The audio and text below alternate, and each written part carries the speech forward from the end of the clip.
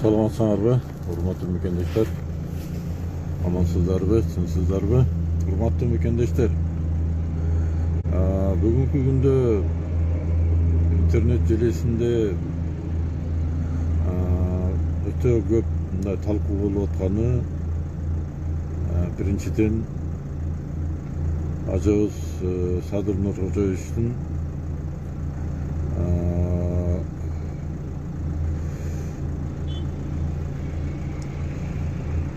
eski prezidentler menен ошо Дубайда жолуккандыгы, жашыруун жолуккандыгы жөнүндө болуп атат.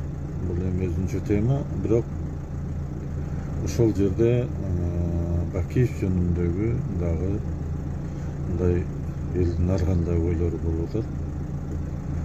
Колдогонуна караганда колдогондору басымдуулук болуп атат. Себеп дегенде эми бунун өзүнүн себептери бар. Себеп дегенде Куранбек Салиевич эми ар бир инсандын башкаруу методу ар кандай да.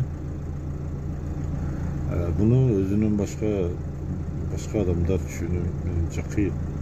Бирок жылдар өтүп, аны муну көрүп, мындай кичине ойлонуп, салыштырып, мен жеке оюмда Куранбек Салиевич өтө тез жана эффективдүү өнүгүү жолун өткөн экен да. Бул деген сөз эми баягындай Советтер Союзу мезгилде бир лозунг болот эле да. Беспощадно разгромим и уничтожим врага деп. Эми врагы народа ким? Коррупционерлер, жеген-ичкендер, иши кылып ошондой. Ошончо карызы менен дагы каяка барасың жалдырап. Бирок ошону менен эле бирге өзүңдүн мамлекетиңде ошондой байлар, уурлар, коррупционерлер чардап жашайт. Бул дагы бир несовместимый понятие да. Ошон үчүн мезгил келгенде ички резервди колдонуш керек. То есть ошо ууру коррупционерлерди жолуна коюш керек. Болбосо мындай канча бир счет предъява кылыш керек. Ошону мамлекетке кайтарасын, живи нормально. Жок, бардык мүлктөрүн, байлыктарын конфискация кылып, өзүн өмүр бою түрмөдө кармайт. Ушундай сыяктуу да, эми оор жазалар да. Либо, значит, мамлекет сага счет берет, ошону төлөп кой. Бул деген сөз кустурация эмес. Кустурация жөнөкөй эле бир кайсы бир нерсенин имитациясы.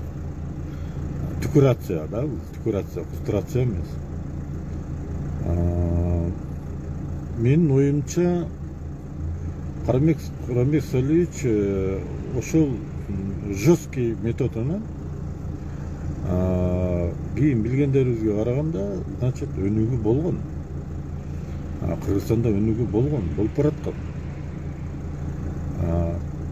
Тартип темирдей катуу болуш керек. Бул чындыгында. Мисалы үчүн ажоо бир сүйлөш керек да. Эки сүйлөш керек. Бир сүйлөш керек, бол, ошол сөз. Ошондо тартип болот, ошондо мыйзам болот дегендей. Менимче ойлойм, бул киши Кытайдын методуна өтмөк да. Мындай өлүм жазасын киргизип, катуу жазаларды колдонуп, ушундайларга бармак да. Бул естественно кимге жакпайт. Эми карапайым калктын курсагы ток болсо болду да. Байларга, уурларга жакпайт да. Бул бир тарабы, экинчи тарабы ага тагылган күнөөлөр. Эми анын канчалык чындыгы бар?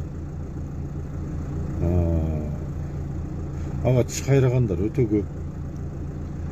Бул жагы көлгө чейин, бул жагы Кара Балтага чейин моргтордун баардыгын кыдырып алып келип таштап койгон дегенде информациялар бар. Айтор мен элдер ойлогондой катуу ойлобойт элем да. Куранбек Салиевичке, если кааласа, пожалуйста, мүмкүнчүлүк бериш керек актанганга. Актансын, эми жебеген жердин түбүндө дейт, мисалы да. Мурдагандыр, жегендир. Мен мисалы үчүн өзүм азыр Коргондон болом, ошо Жалал Абадка жакын. Куранбек Салиевичтин баласы жөнүндө көп билип угуп жүрөм да, мындай. Мурун.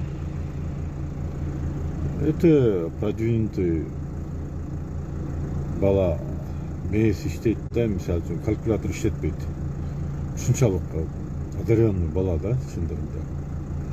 Эми ошо баласы чарыны түзгөн себеби дагы баягы ууруларга, жемекорлорго мүмкүнчүлүк бербестен ошо бүт поток акчанын бардыгын ошо баласы өзү иштетип, иш кылып, 100дү 1000 кылып, 1000дү миллион кылып, ата баланын ортосунда ушундай мамиле болсо керек. Бул жөнүндө Куранбек Салиевич өзү дагы айткан, ошо бир интервьюларында. Кыскасы жыйынтыктап айтканда, бул кишини өтө эле мындай монстр кыла берген такыр туура эмес. Эгерде мүмкүнчүлүгү болсо, Садыр Нуркожоевич тоскоолдук кылбаса, элге салыш керек, эл мүмкүнчүлүк бериш керек. Акталсын, пожалуйста. Эми жазасы болсо отурсун. Арасында билген, билбеген, укпаган иштер болуп кеткен чыгар. Аны жок дей албайм, себеп дегенде президенттик милдет бул өтө чоң, эбегейсиз, эч нерсеге баш бербеген аябай чоң машина да. Многофункциональный. Аны бир адам бардыгыны жетиш да кыйын. Эми эл арасында сөз бар. Айгыга келбей Куранбек Салиевичти өзүнүн эле бир тууганы, баласы атты дейт, ал жөнүндө Германияга лечение болуп келиптир. Эми бул сөздөр да, эми ким билет эми канчалык чындыгы бар. Бирок айтайын дегеним, бул кишиге дагы мүмкүнчүлүк бериш керек. Эми ушунча болуп калды. Мынау Аскар Акаевка.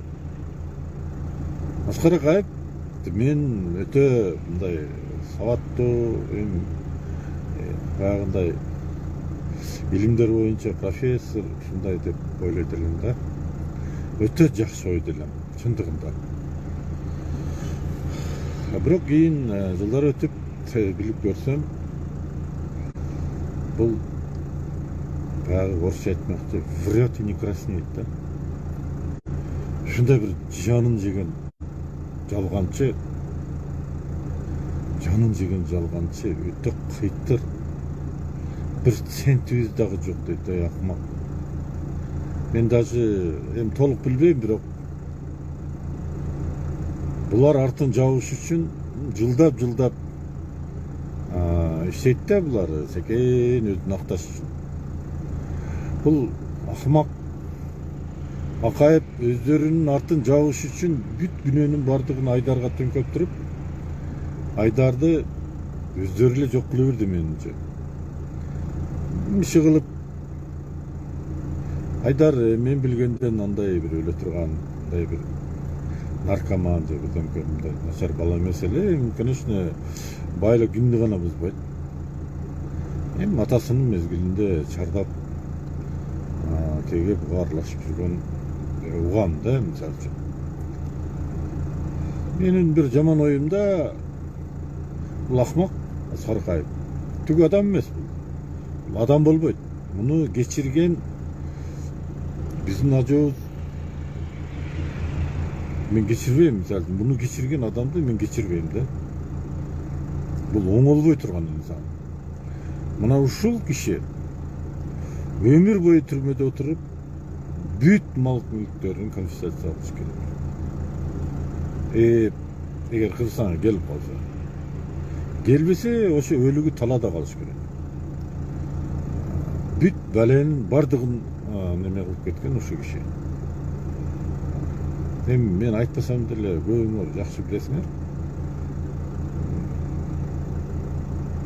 Анан мындан дагы эң страшныйсы, биздин элибиз кайдыгер, биздин элибиз сабатсыз, биздин элибиз саткын. Вот ошолор элибиз ошондой болгон үчүн биздин ажоолорубузду сырттан башкарат. Ар кандай тосмолорду кылат, ар кандай манипуляцияларды кылат. Иш кылып арга жок баш ийишке туура келет. Ошон үчүн эл сабаттуу болуш керек да. Эл мындай жигердүү болуш керек. Президент мына мисалы үчүн Садыр Нуркожоевич мындай ишти кылайлы, тигинтейли, мынтейли, оңолойлу деп атканда жапырт туруп мындай колдош керек да. Мындай негатив, сүйлөгөндөн көрө эми баягы позициябы, оппозициябы, кимчил болосун, акыр мекен үчүн болсо дагы өз оюн кошуш керек да. Туура чүнү кылыш керек. Эч болбосо өзүңдүн туура кеңешиңди айт. Саламатсыңарбы? Рустамбей, саламатчылык. Ошондой биз мамлекетти оңоп кетиш бул мындай жөнөкөй бир сөз эмес да, туугандар. Семьяны кандайдыр бир оңоп кетсе болот да. Бирок мамлекетти оңош үчүн түрдүү отурушуулар бар да. Ар бир жерде коррупция. Ошон үчүн мен башта дагы айткам, азыр дагы айтам, мындан кийин дагы айтам. Садыр Нуркожоевичка жакшы жыргал заман келген жок бул кишинин башына. Оор эми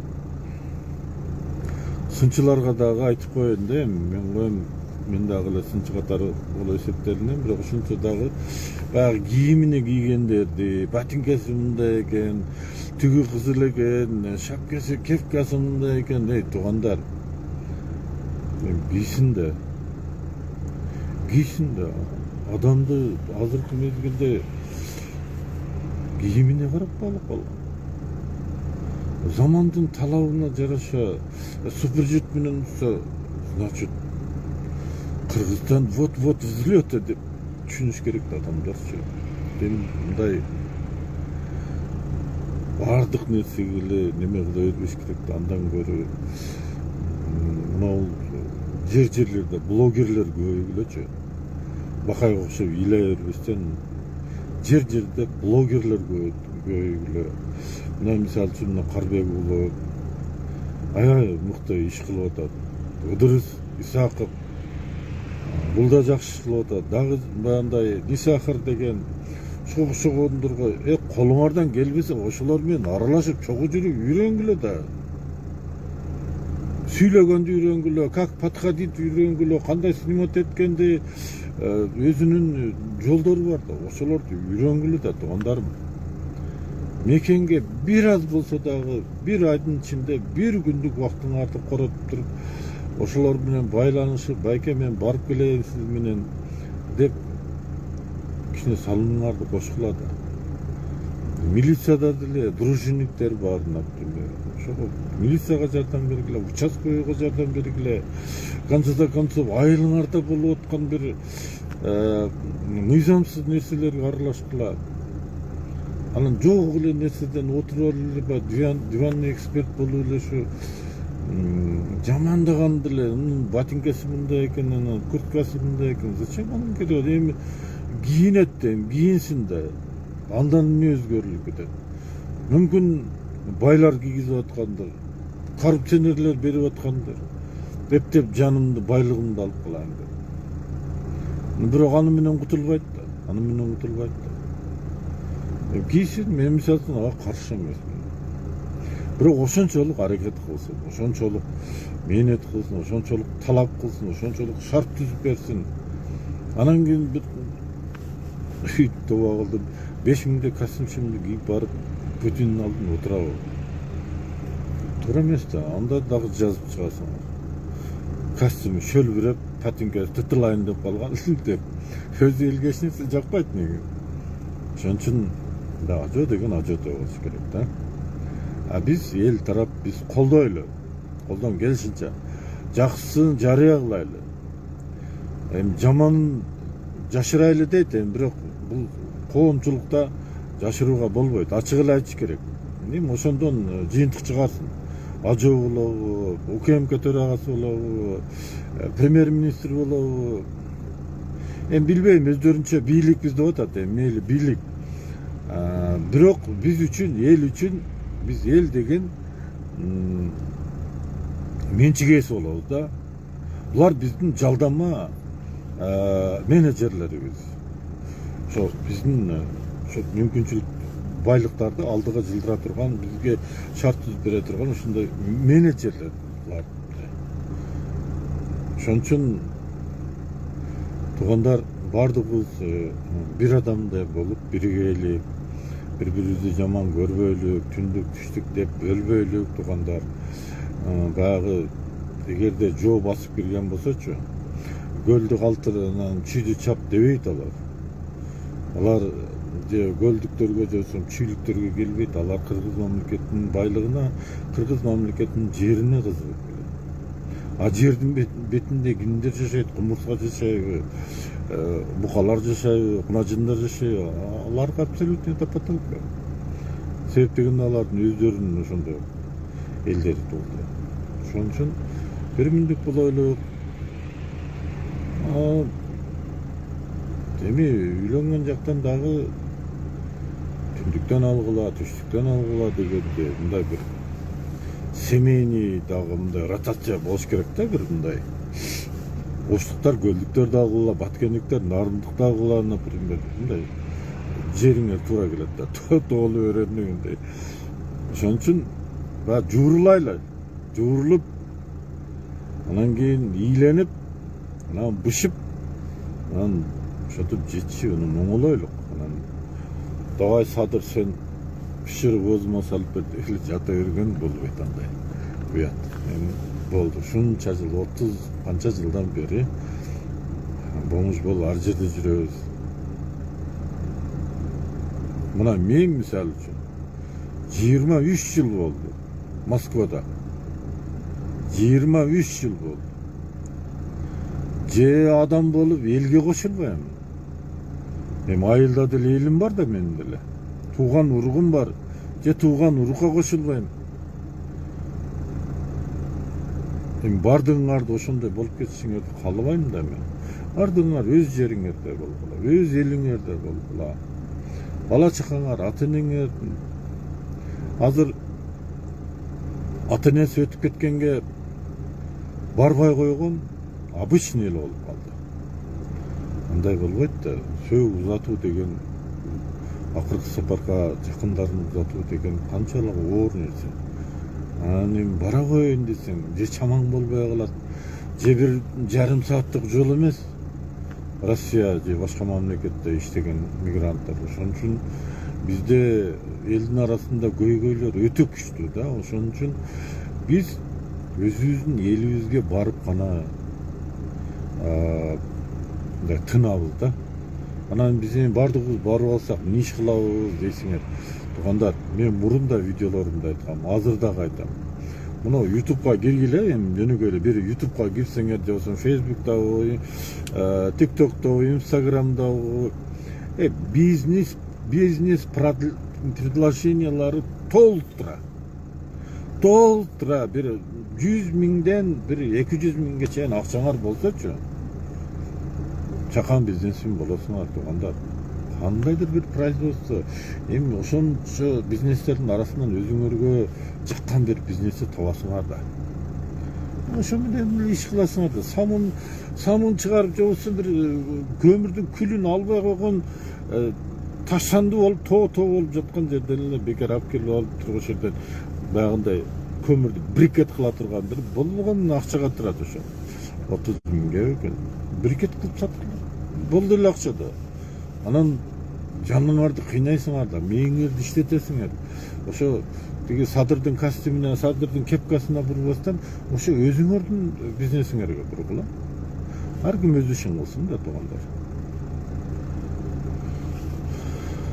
Ошонтип эми жамандаштан бири-бирибизди колдошко өтөлүк, туугандарым. Бүгүнкү сөзүңүз жакшы дейт Жамиля Кожоева. Эми мен немеде жакшысын жакшы деп эле айтам. Бирок мен ушу дайыма жакшы нерсени эле айткым келет өзүчө. Анан мунун арасында болуп калат экен да. Бир туруп алып эле шарт эле биздин казак бир тууган элибизге вооруженный армия кирип кетсе, ОДКБ болуп жанын ачат да. Анан кийин кемпироватты берип берсе, булардын бардыгы мыйзамсыз көрүнүштөр. Алиги кумаркана ачып беришти. Мындай мүчүлчүлүктөр болот экен да. Болот экен. Бул тирик жан экенбиз. Эми ким Садыр Нуркожоевич деле бир жыргагандан ушуларды кылып атпаса керек го, бир кандайдыр бир айла жоктугунан койчем ушинтпесем жактан бияктан кысып коюп атат деген маанидей кылып атабы, иши кылып бизге караңгы да, ар бир нерсени бизге отчет бербейт. Бирок ошентсе дагы биз сыртта карап турган, билип турган, көрүп турган инсан катары биз айтабыз да. Биз айтабыз. Эми мен мейли бардыгынан дагы кемпироватты кайтаруу жолун ойлош керек. Келечекте кемпироватты кайтаруу. Гестерди эми билбейм да, например, ким кандай ойлойт, ооба лиш бакча табыш керек. Туура ал жагы дагы бар, оор маселе. Менимче ушул жака Бакиевдин подходу туура келет. Ууруларга, коррупционерлерге ошондой жестоко обращение кылып туруп, ошо ички резервдер, ошо байларды жайдакташ керек. Каяктагы завод, фабрикаларды за копейка алып алгандарды. Эмне үчүн мен ала албайм ошону? Бир, например, менин камогум деле жок. Бир вагонеткени деле алып калбаппын. Жалаң ошо ууру кескилер алган да. Ака-чака дос-дос болуп, кудалашып болуп. Кутsun, кайтарсын. Түкүрбеш керек, реально кутуш керек. Эми жамандай бере турган болсок, өзү негизи адам баласынын өзү жакшысы жок. Негизичи, жакшысы жок. Бирок ошентсе дагы, кантсе дагы биздин жараныбыз, биздин агабыз, биздин эжебиз дегендей, карындашыбыз, үкабыз дегендей, башка ким жактырат буларды? Ошо тескерисин оңдоп, катасын түздөп, кунуну төлөп, анан Кудай деп жашасын. Мурунку УКМК башчысы канча жыл түрмөдө отуруп генерал чыкты го. Эмне, анда эмнеси экен? Булар отурса болбойбу экен? Отурсун. Жок, отурбайм десе, элден жөн эле жата калып, ыйлап, бүт элдин айткандарын аткарсын. Анан эми бир эле Садыр Нуркожоевич чечип коет деген, мисалы үчүн эбегейсиз бийликти конституция боюнча мыйзам менен жазып бердик. Бирок бул деген сөз мен каалаганымды кылам деген сөз эмес да, жок. Эл менен эсептешиш керек да. Эл менен эсептешиш керек. Баягы бир акындын ыры бар эле. Турмуш менен ойносоң көм көрүп коет жай гана деп. Бул жөнүндө биздин мурунку 3 революция күбө да. Анын ичинде Садыр Нуркожоев дагы исключение эмес. Ошон үчүн мераны билиш керек. Кылсын, пожалуйста, биз неме деп айткан жокпуз. Кылсын, пожалуйста. Мен каршы эмесмин негизи. Бирок шанс бериш керек. Sen андайсың, sen мындайсың деп эле жамандай берсең, ал киши бир жолу эле жаман болуп алат да. Ошон үчүн мүмкүнчүлүгү барбы, сабаты жетеби, тажрыйбасы барбы? Кой. Мисалы үчүн мен дагы кайталап айтам. Парламентти Мадымаровсуз элестетүү кыйын сапсың. Мүмкүн эмес элестетүү. А бир ошерде Мадымаровду спикер кылып кой. Эми жер саткан башка тиги бу дейсиң.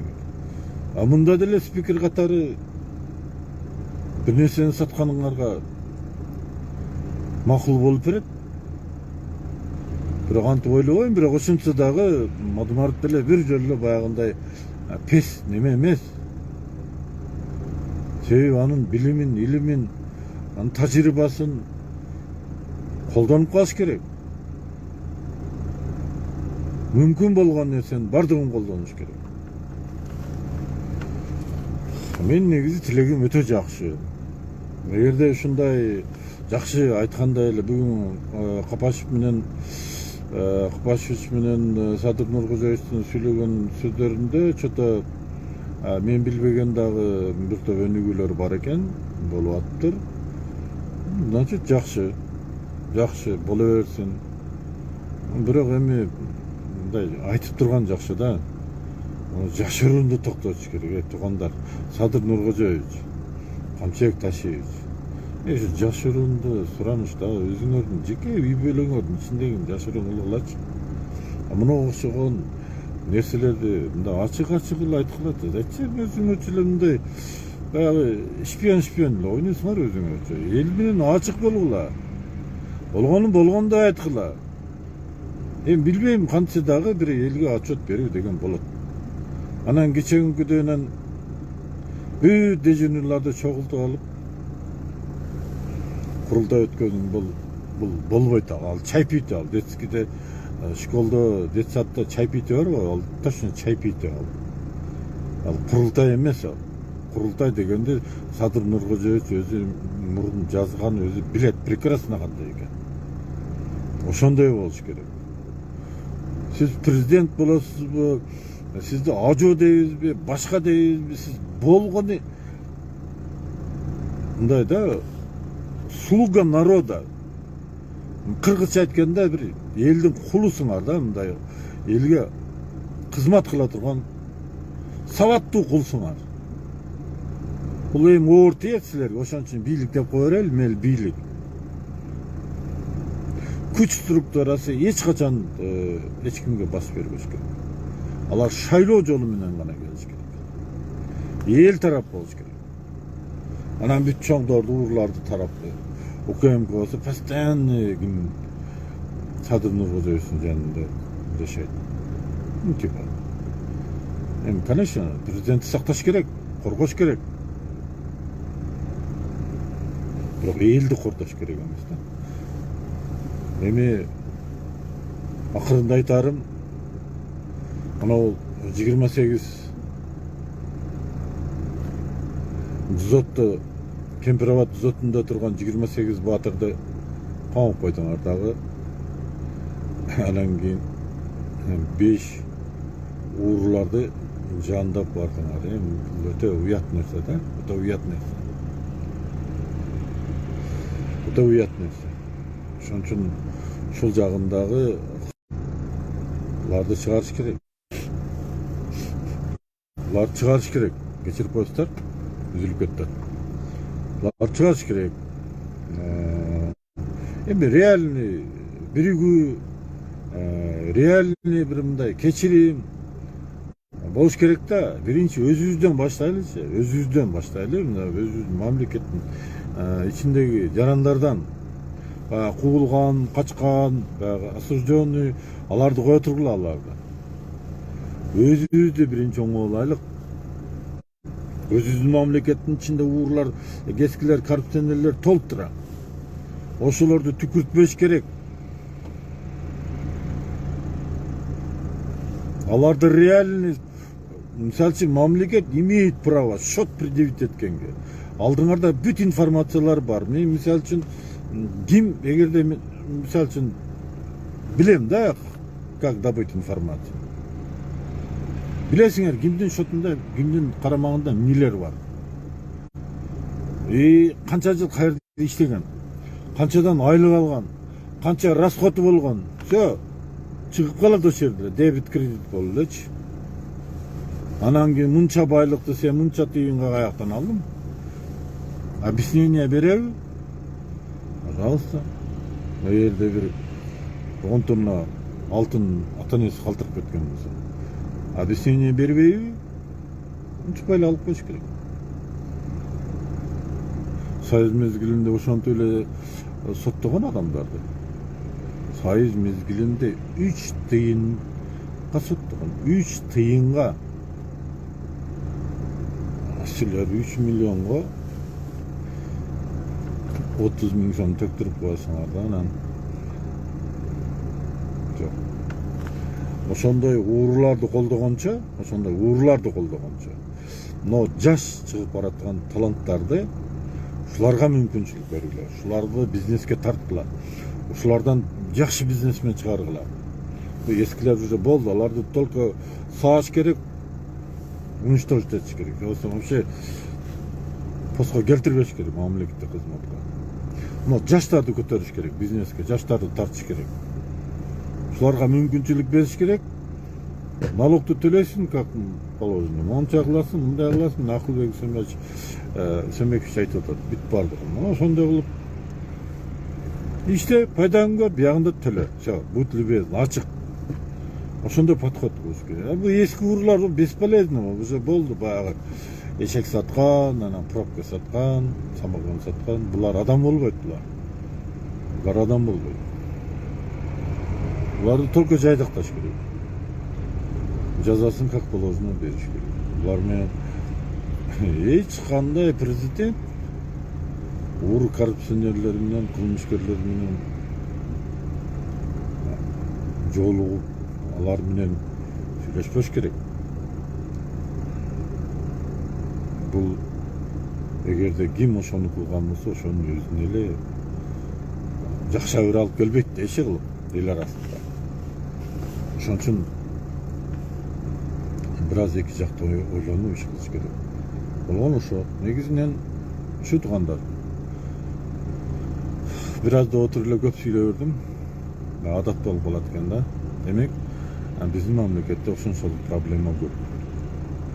Айтайын да, эмне үчүн мен көп сүйлөйм да. Мен өзүм да кээде ойлоп калдым да. 5 мүнөт, 15 мүнөт сүйлөйүн дейм. Жок, көбөйүп кетет да. Эмне үчүн? Себептигинде проблема бизде толтура да. Түшүнбөстүк, ынтымаксыздык, мындай биримдүүлүк жок, саткын баары ушундай. Ошон үчүн биз ушулардын баардыгын устранить этип жолго коелу. Мына билим министри кудай кааласа Каныбек Капашевич мен ойлойм уят кылбаса керек деп. Уят кылбайт. Бул кишинин колунан дагы, тилинен дагы, башкасынан дагы келет. Пускай иштесин. Иштесин. Мадымаровду дагы, андан сырткары дагы бизде жакшы инсандар бар. Аларды жөн эле андай нотариус кылып парламентте кармаштын кереги жок андай. Тажрыйбасы күчтүү адамдарды аерде кереги жок аерде кармап отурушту. Парламентке бир Мадымаров жетет, бардыгын такатык кылып таштайт. Ашында жипке тизгендей тизип таштайт. Ошончолук мүмкүнчүлүк бериңиз да, ошончолук талап кылып алыңыз, сураңыз. Болбосо алдын ала элге ачык айтып, мына Мадымаров, сенга бердим, муну иштей албадың. Деш керек. Ооба эми сиздин баягындай немелериңизге лаппай дебеши мүмкүн кээ бир сунуштарыңызга. Бирок эл үчүн, келечек үчүн ошо баягы посредниктердин бардыгын жоготуш керек. Эмне үчүн посредниктер отурат? Бүгүнкү күнгө чейин кумтөрдөн дагы жегендер бар экен. Бириңер айтасыңар 40 канча тонна алтын турат деп, бириңер айтасыңар 1 грамм алтын жок деп.